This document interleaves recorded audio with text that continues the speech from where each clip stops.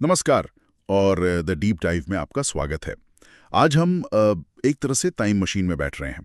हम जा रहे हैं एक ऐसी दुनिया में जो लगभग 5000 साल पुरानी है, लेकिन आज भी रहस्यों से भरी हुई है। सिंधु घाटी सभ्यता। और देखिए, आज हमारे पास कोई मोटी मोटी किताबें या रिसर्च पेपर्स नहीं है। हमारे पास है सिर्फ एक सवाल, लेकिन ये सवाल ऐसा है जो जो इस पूरी महान सभ्यता की नींव पर ही चोट करता है। और अक्सर सबसे सीधे दिखने वाले सवालों के पीछे ही सबसे गहरी परतें छिपी होती हैं। बिल्कुल। तो सवाल यह है, सिंधु घाटी सभ्यता का प्रमुख व्यवसाय मतलब मेन बिजनेस क्या था? और हमारे सामने 4 सुराग हैं: व्यापार, पशुपालन, खेती और शिकार। तो आज का हमारा मिशन है एक जासूस की तरह इन 4 सुरागों की छानबीन करना, ये पता लगाना कि मोहनजोदड़ो और हड़प्पा जैसे विशाल शहरों की असली बुनियाद क्या थी। ये सवाल इसलिए इतना जरूरी है क्योंकि किसी भी सभ्यता का प्रमुख व्यवसाय सिर्फ ये नहीं बताता कि वो पैसे कैसे कमाते थे। ये उनके पूरे समाज का डीएनए होता है। वो क्या खाते थे, उनके शहर कैसे दिखते थे और वो अपना दिन कैसे बिताते थे, सब कुछ इसी एक चीज से जुड़ा होता है। ये उस सभ्यता का इंजन होता है जो पूरी गाड़ी को चलाता है। वाह, मतलब किसी सभ्यता का मेन बिजनेस जानना उसकी आत्मा को समझने जैसा है। तो चलिए इस इंजन को खोलकर देखते हैं इसके पुर्जे क्या कहते हैं। हमारा पहला संदिग्ध, शिकार। चलिए यहीं से शुरू करते हैं। अगर किसी समाज का पूरा आधार ही शिकार हो तो वो समाज कैसा दिखेगा? देखिए, ये एक बहुत ही फंडामेंटल सवाल है। एक समाज जो पूरी तरह शिकार पर निर्भर है, वो एक जगह टिक कर नहीं रह सकता। सोचिए, आज हिरण का झुंड यहाँ है, कल 50 किलोमीटर दूर होगा, तो आपको भी उनके पीछे पीछे घूमना पड़ेगा। ऐसे समाज छोटे छोटे ग्रुप्स में रहते हैं, जिन्हें हम खानाबदोश या नोमैडिक कहते हैं। लेकिन एक मिनट, क्या ऐसा नहीं हो सकता कि वो बहुत ही जबरदस्त, बहुत कुशल शिकारी हों, इतने कि वो एक बड़े समूह का पेट भर सकें? क्या हम उन्हें कम आंक रहे हैं? ये एक अच्छा पॉइंट है और वो निश्चित रूप से कुशल शिकारी थे, इसमें कोई शक नहीं। लेकिन यहाँ बात स्केल की है। शिकार करना एक अनप्रिडिक्टेबल काम है। आज आपको 10 जानवर मिल गए, हो सकता है अगले 3 दिन तक कुछ भी ना मिले।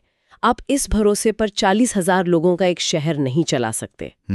मोहनजोदड़ो जैसे शहर, जहां पक्की ईंटों के घर थे, 2-2 मंजिला मकान थे, बड़े बड़े पब्लिक बाथ्स थे, सुनियोजित सड़कें थीं, ये सब चीख चीख कर कह रहा है कि यहाँ रहने वालों को पता था कि कल सुबह का नाश्ता कहाँ से आएगा। मतलब शिकार से आप एक परिवार या छोटा कबीला तो पाल सकते हैं। हाँ बिल्कुल। पर एक पूरी की पूरी शहरी सभ्यता नहीं खड़ी कर सकते। ये रोजमर्रा की जरूरत पूरी करने का एक तरीका हो सकता है, पर ये वो इंजन नहीं हो सकता जो पूरी सभ्यता को चला रहा हो। बिल्कुल, शिकार उस पहेली का एक टुकड़ा जरूर था, लेकिन ये पूरी तस्वीर नहीं बना सकता। तो हम इस संदिग्ध को प्रमुख व्यवसाय की लिस्ट से तो बाहर कर सकते हैं। ये एक सहायक किरदार था, मेन हीरो नहीं। ठीक है, तो पहला सुराग हमें ज्यादा दूर नहीं ले गया। चलिए अपने अगले सुराग पर चलते हैं। पशुपालन यानी एनिमल हस्बेंड्री। ये शिकार से एक कदम आगे है। जानवरों के पीछे भागने की बजाय उन्हें पकड़कर अपने साथ रख लो। ये समाज के लिए कितना बड़ा बदलाव था। ये एक बहुत बड़ा अपग्रेड था। पशुपालन का मतलब है भोजन का एक स्टेबल, कंट्रोलेबल सोर्स। आपको रोज जंगल की खाक छानने की जरूरत नहीं। आपके पास दूध, मांस, ऊन, चमड़े का एक चलता फिरता स्टॉक है। और बोनस में इन जानवरों से आप खेत जुतवा सकते हैं, सामान ढुलवा सकते हैं। ये समाज के लिए एक तरह से एक इंश्योरेंस पॉलिसी थी। इसका मतलब है कि अब लोग एक जगह पर ज्यादा देर तक टिक सकते हैं, बस्तियां थोड़ी बड़ी हो सकती हैं। सिंधु घाटी की मोहरों पर हमें सांड, बकरी, भेड़, इनके चित्र खूब मिलते हैं। तो ये तो साफ है कि जानवर उनकी जिंदगी का अहम हिस्सा थे। हाँ बिल्कुल थे।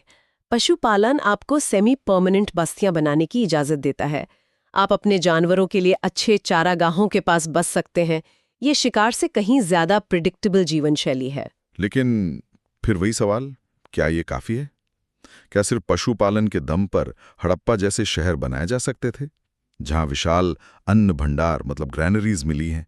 क्या भेड़ बकरियां चराकर इतनी बड़ी शहरी आबादी को खिलाया जा सकता है? यही सबसे बड़ा सवाल है। देखिए, जो समाज पूरी तरह से पशुपालन पर निर्भर होता है, उसे भी अपने जानवरों के लिए नए नए चरागाहों की तलाश में घूमना पड़ता है।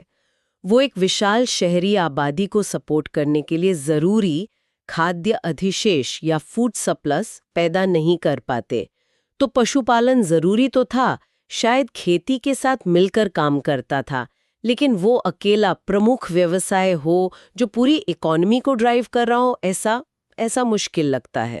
ये भी एक मजबूत सपोर्टिंग एक्टर है, लेकिन लीड रोल में नहीं। समझ गया।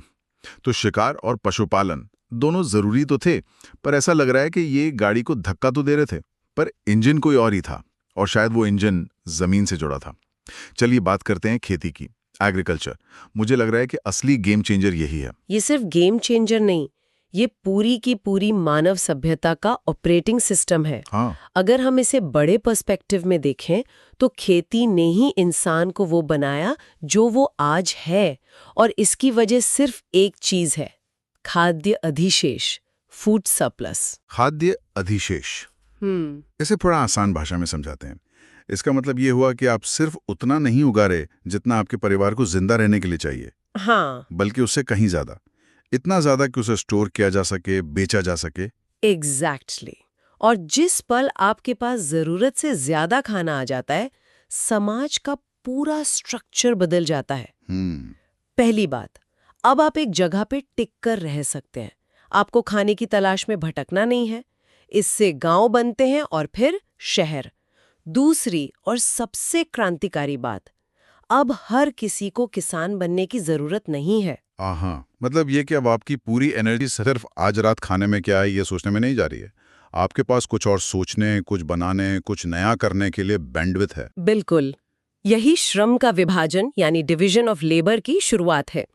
जब कुछ किसान मिलकर पूरे शहर का पेट भर सकते हैं, तो बाकी लोग दूसरे कामों में माहिर हो सकते हैं। कोई कुम्हार बन जाता है और शानदार बर्तन बनाता है, कोई कारीगर बनकर मोहरें तराशता है, कोई धातु का काम करता है, कोई व्यापारी बनता है, तो कोई शासक या पुजारी। ये जो कॉम्प्लेक्स समाज होता है ना, जिसमें अलग अलग प्रोफेशन होते हैं, वो बिना खेती के सरप्लस के बन ही नहीं सकता। और सिंधु घाटी से मिले सबूत तो इसी तरफ इशारा करते हैं। मोहनजोदड़ो और हड़प्पा में मिले वो विशाल अन्न भंडार, वो तो किसी सरकारी गोदाम की तरह लगते हैं। हमें गेहूं, जौ, सरसों, तिल और यहां तक कि कपास उगाने के भी सबूत मिले। कहते हैं दुनिया में सबसे पहले कपास यहीं उगाया गया था। यही नहीं, कालीबंगन जैसी साइट पर तो हमें जुते हुए खेत का सबूत मिला है, जो 5000 साल पुराना है। दुनिया की हर महान प्राचीन सभ्यता, चाहे वो मिस्र हो, मेसोपोटामिया हो या चीन, उन सब की नींव खेती पर ही रखी गई थी। खेती वो स्टेज तैयार करती है जिस पर सभ्यता का पूरा नाटक खेला जाता है। तो ये हमारे केस का सबसे मजबूत दावेदार लगता है। बहुत मजबूत। ऐसा लग रहा है कि हमें हमारा प्रमुख व्यवसाय मिल गया है। लेकिन एक मिनट, हमारे पास एक और सुराग बाकी है, और वो शायद सबसे ग्लैमरस है, व्यापार, ट्रेड। एक ऐसी सभ्यता जिसका मेन बिजनेस ही ट्रेड हो। यहाँ जो बात फैसिनेटिंग है वो ये कि व्यापार अपने आप में एक बहुत ही एडवांस्ड एक्टिविटी है। ये सिर्फ चीजों का लेना देना नहीं है। एक प्रमुख व्यवसाय होने के लिए व्यापार की कुछ शर्तें होती हैं। जैसे कि सबसे पहली और सबसे जरूरी शर्त, व्यापार करने के लिए आपके पास कुछ होना चाहिए। आमतौर पर ये कुछ खेती या कारीगरी से पैदा हुआ सरप्लस ही होता है। आपके पास इतना अनाज या इतने कपड़े या इतने मनके, मतलब बीड्स होने चाहिए कि आप अपनी जरूरतें पूरी करने के बाद उन्हें बेच सके। अच्छा, तो व्यापार भी कहीं ना कहीं खेती जैसे प्रोडक्शन पर ही टिका है ज्यादातर मामलों में। हाँ, दूसरी बात, व्यापार के लिए आपको एक पूरा सिस्टम चाहिए। आपको ट्रांसपोर्ट के साधन चाहिए, बैलगाड़ियां, नावें। सिंधु घाटी के लोग तो कमाल के समुद्री व्यापारी थे। हमें लोथल में एक बहुत बड़ा डॉकयार्ड यानी बंदरगाह मिला है। उनके मेसोपोटामिया, मतलब आज का इराक और ओमान तक से व्यापारिक संबंध थे। और लेन देन में कोई गड़बड़ ना हो, इसके लिए एक स्टैंडर्ड सिस्टम भी चाहिए होगा, है ना? बिल्कुल। और यहीं पर सिंधु घाटी के लोग जीनियस थे। हमें वहां से कमाल की सटीकता वाले बाट, मतलब वेट्स मिले हैं। ये चर्ट नाम के पत्थर से बने एक जैसे क्यूब्स हैं जो 1, 2, 4, 8, 16 के बाइनरी सिस्टम पर आधारित थे। कमाल है। सोचिए, आज से 4-5 हजार साल पहले वो इतनी प्रिसिजन के साथ काम कर रहे थे कि आप उनके बाट आज भी इस्तेमाल कर सकते हैं। ये एक बहुत ही ऑर्गेनाइज्ड ट्रेड नेटवर्क की निशानी है। और उन मोहरों का क्या, जिन पर जानवरों की आकृतियां और कुछ लिखा हुआ है जिसे हम आज तक पढ़ नहीं पाए हैं? जी हाँ, क्या वो एक तरह का ट्रेडमार्क या बिल ऑफ लीडिंग जैसा कुछ था? बहुत संभव है। शायद हर व्यापारी की अपनी एक मोहर होती थी जो वो अपने सामान पर ठप्पा लगाने के लिए इस्तेमाल करता था। तो व्यापार उनकी सभ्यता का एक बहुत ही अहम और विकसित हिस्सा था। मेसोपोटामिया के रिकॉर्ड्स में मेलुहा नाम की जगह से व्यापार का जिक्र है और ज्यादातर इतिहासकार मानते हैं कि मेलुहा सिंधु घाटी का ही नाम था। वो वहां से सोना, तांबा, लाजवर्द मणि, कार्नेलियन जैसे कीमती पत्थर और शायद कपास का व्यापार करते थे। तो ये एक बड़ा सवाल खड़ा करता है, क्या ऐसा हो सकता है कि व्यापारी ही उनका प्रमुख व्यवसाय हो, जैसे कुछ देश आज सिर्फ ट्रेडिंग पर ही चलते हैं? ये एक पेचीदा सवाल है। सिंधु घाटी के लोग जो चीजें बेच रहे थे, जैसे अनाज, कपास, मनके, वो सब वो खुद ही बना रहे थे। ये चीजें उनकी खेती और उनकी कारीगरी की देन थीं। तो कह सकते हैं कि व्यापार उनकी समृद्धि का, उनकी वेल्थ का एक बहुत बड़ा कारण था। लेकिन क्या वो उनकी अर्थव्यवस्था की बुनियाद था? बुनियाद वो खेती थी जिसने इस व्यापार को मुमकिन बनाया। सही पकड़े। व्यापार एक तरह से उस इंजन का सुपरचार्जर था जो उसे और तेज दौड़ा रहा था, पर शायद वो खुद इंजन नहीं था। ठीक है, तो हमने चारों सुरागों की छानबीन कर ली है, शिकार की आदिम दुनिया से लेकर पशुपालन के स्थायित्व तक, फिर खेती की क्रांतिकारी ताकत और आखिर में व्यापार की चकाचौंध तक। स्रोत हमें एक प्रमुख व्यवसाय चुनने को कहता है, जिसका मतलब है कि ये सब चीजें एक साथ हो रही थीं, पर कोई एक थी जो बाकी सबसे ज्यादा मौलिक, ज्यादा फाउंडेशनल थी। तो इस पूरी जासूसी का नतीजा क्या निकला? नतीजा ये है कि ये चारों विकल्प एक दूसरे से अलग नहीं है, बल्कि एक दूसरे से जुड़े हुए हैं। इसे एक पिरामिड की तरह सोचिए। पिरामिड के सबसे नीचे नींव में मजबूती से टिकी है खेती। यही वो आधार है जिसने सब कुछ मुमकिन बनाया। खेती ने सरप्लस पैदा किया और उस सरप्लस ने शहरों को जन्म दिया और शहरों में रहने वाले कारीगरों और व्यापारियों को पाला। खेती के ऊपर की लेयर पशुपालन की थी, जो खेती को सपोर्ट करती थी। बिल्कुल। और फिर उस सरप्लस के दम पर जो सबसे ऊपरी चमकीली चोटी बनी, वो थी व्यापार की। व्यापार ने सिंधु सभ्यता को अमीर बनाया, दुनिया से जोड़ा, लेकिन वो उस खेती की नींव के बिना हवा में नहीं टिक सकता था। बिल्कुल। सवाल का असली मकसद ये समझना है कि उस पूरे सिस्टम का इंजन क्या था। कौन सा पहिया था जिसके घूमने से बाकी सब पहिए घूम रहे थे? सारे सबूत, चाहे वो पुरातात्विक हो या तार्किक, इसी ओर इशारा करते हैं कि वो इंजन खेती ही था। खेती ने सरप्लस पैदा किया, सरप्लस ने शहर बनाए और शहरों ने कारीगरी और दूर दराज के व्यापार को जन्म दिया। ये एक चेन रिएक्शन जैसा है जिसकी शुरुआत जमीन से, खेती से होती है। तो एक सवाल के जरिए हम सिंधु घाटी सभ्यता के पूरे इकोनॉमिक मॉडल को डिकोड कर सकते हैं। ये सिर्फ एक फैक्ट याद करना नहीं है, बल्कि एक पूरे सिस्टम को समझना है। कमाल है। यही तो विश्लेषण का मजा है।